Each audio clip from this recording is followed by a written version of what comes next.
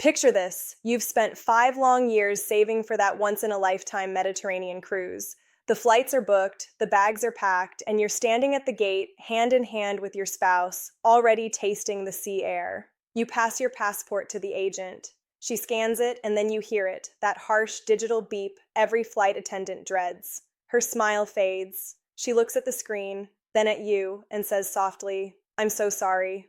I can't let you board." Your passport isn't expired. It looks fine. You've used it for years. So why is this happening? This isn't a nightmare. It's happening every day at international airports. And starting January 2026, it's about to explode. We're in the middle of a massive shift in how the world controls borders. For decades, a passport was just a booklet you showed to a human who used judgment. That era is gone.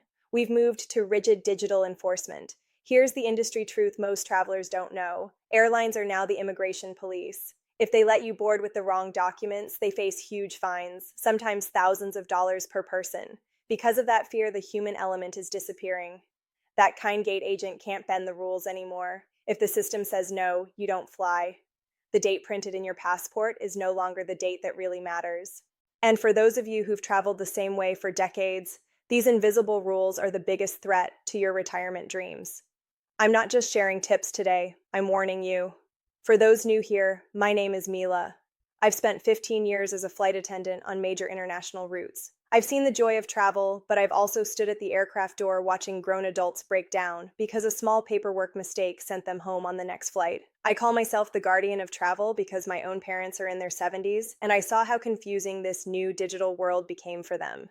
Airlines won't explain this clearly until it's too late. Governments hide it on complex websites. I'm here to translate the system and tell you what we really say behind the galley curtain. I want to protect your investment, your health, and your dignity at the airport so you never hear that dreadful beep.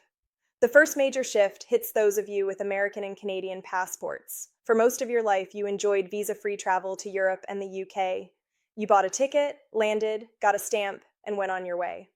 As we move into 2026, that privilege is effectively over. Europe is rolling out the ETS, and the UK is launching the ETA, digital pre-authorizations you must have before you fly. And that's where most travelers are about to get caught off guard. These new authorizations aren't traditional visas with interviews at embassies, but they are mandatory digital approvals you must get before you ever reach the airport.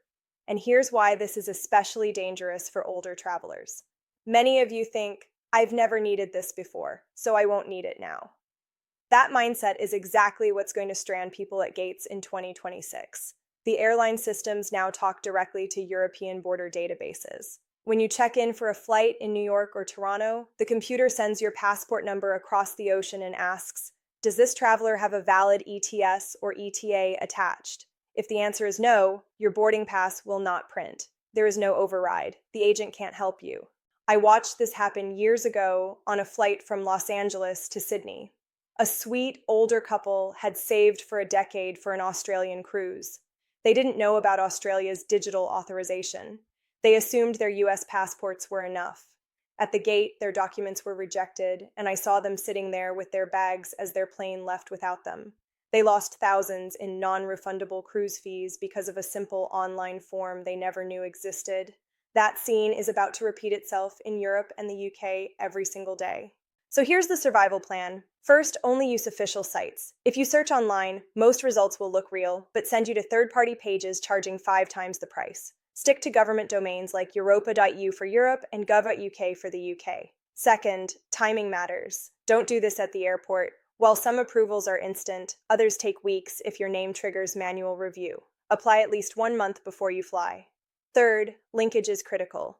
These approvals are tied to a specific passport number. If you renew your passport after applying, that authorization dies. You must reapply with the new number. Now let's talk about the rule that traps even experienced travelers. I call it the ghost expiration date. Look at your passport. See the date marked expiration? Cross it out in your mind. For many countries, including most of Europe and large parts of Asia, your passport must be valid at least 6 months beyond the day you plan to leave their country. It's a safety buffer for emergencies, but for you, it's a hidden deadline. In the past, a kind agent might let 5 months slide. Not anymore. The kiosks and scanners now calculate your return date plus 6 months automatically. If your passport expires even one day before that, the system stops you. Last summer, I worked a flight to Rome where a grandmother had 7 months left on her passport. She thought she was safe, but with a 3-week trip and the 6-month rule, she was 2 weeks short. The computer denied her. Her family boarded. She stayed behind and missed her granddaughter's wedding because of 14 days. So take out your passport right now, count back 9 months from the printed expiration date. That is your real deadline for booking travel. If you're inside that window, renew it today. And as painful as this sounds, this is only the beginning, because the next trap isn't about dates at all. It's about your face and the machines that are judging it without mercy. This is the reality of biometrics, and for older travelers, it's one of the most unsettling changes you'll face. A passport is valid for 10 years, but think about how much a person can change between 65 and 75. Weight shifts, skin loosens, hair color fades, maybe you've had eye or dental work. At more and more airports, you won't even meet a human first. You'll scan your passport, look into a camera, and wait for a green light. These machines don't think like people. A human officer might say, "Yes, that's you, just older." A computer maps your face mathematically, the distance between your eyes, the shape of your cheekbones, the length of your jaw.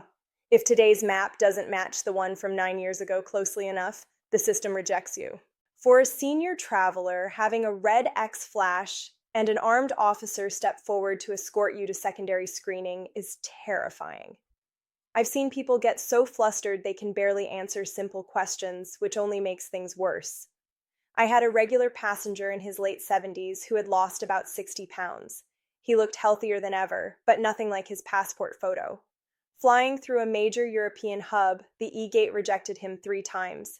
He spent 2 hours in holding while they verified his identity, missed his connection, and spent the night in an airport hotel without his luggage. He arrived exhausted and shaken, and all he did was get healthier. So here's the rule for 2026. If your face has changed a lot since your passport photo, don't rely on the 10-year limit. If you've lost or gained significant weight in your face, had surgery that changed your features, or altered your facial hair in a way that changes your jawline, renew early. The renewal fee is cheap insurance against being detained and humiliated by a machine that doesn't care how tired you are. Now we move into the traps that catch people at the gate every day. The next one is about the physical condition of that little blue booklet. Many of you take pride in making things last. Your passport has been with you for years, tucked into purses, pockets, maybe even exposed to a little rain. It looks well-traveled. Listen carefully. Well-traveled now means high risk. Airlines are terrified of carrying someone with a damaged passport. If we fly you to another country and their officer decides your document is invalid, we are forced to fly you back at our expense and pay heavy fines. Because of that, gate agents now have zero tolerance. I once had to deny boarding to a sweet older woman flying to Costa Rica. She had used her passport as a coaster for a cold drink. The back cover was warped, and a little moisture had reached the edges of the pages. The photo page was perfect, totally readable. Years ago, she might have flown. Under today's rules, we had to say no. She missed her granddaughter's wedding because of a water ring. You need to audit your passport like a detective. Check the photo page. If the plastic is peeling, it's invalid. Look for water damage, wavy pages, tears near the binding, heavy fraying on the cover, doodles or marks, and missing pages. Any one of these can get you denied. If you see them, replace it now. And even if it looks perfect, there's another mathematical trap waiting for you, hidden in the blank pages you think you still have, waiting to trip you. It's about the blank visa pages in your passport. You flip through and see 5 or 6 pages that look mostly empty, maybe with a tiny stamp in a corner, and you think you're fine. You're not. Many countries legally require a specific number of completely blank-facing pages to let you in. South Africa wants 2 full blank pages. Many Asian and African nations do too. Here's the catch. A page with even 1 small stamp is no longer blank. Pristine means no ink at all. Airlines know this, and our systems prompt agents to check. I've watched travelers reach major hubs like London or Dubai only to be denied their final leg because they had 1 blank page instead of 2. They couldn't go forward and had to buy an emergency one-way ticket home that cost thousands. So stop guessing. Open your passport and count. Only pages with 0 ink count.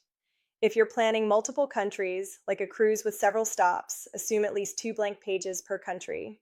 If you have fewer than 4 to 6 clean pages left, Renew now and always request the large 52-page book. It costs the same and saves you stress. Now let's talk about medication, because this one ruins trips quietly. If you take daily prescriptions, especially for pain, sleep, or anxiety, customs officers look for drug smuggling first, not your comfort. Their main check is simple. The name on your passport must exactly match the name on your ticket and the name printed on every prescription bottle. Many seniors use nicknames. Your passport might say Robert James Smith Jr., but your bottle says Bob Smith. To a strict officer in places like Japan or the UAE, that's two different people. I watched a man in his late 60s in Dubai have his anxiety medication taken because his bottle showed a nickname. He spent days trying to find a doctor just to function. Before you fly, do a triple match audit. Lay out your passport, your itinerary, and every prescription bottle. Does every name match letter for letter? If not, call your pharmacy and say you're traveling internationally and need the label reissued with your full legal name. Keep pills in original bottles. Never loose in organizers. This isn't about neatness. It's about not being treated like a smuggler. And for my US travelers, here comes the domestic trap that can destroy your international trip: Real ID.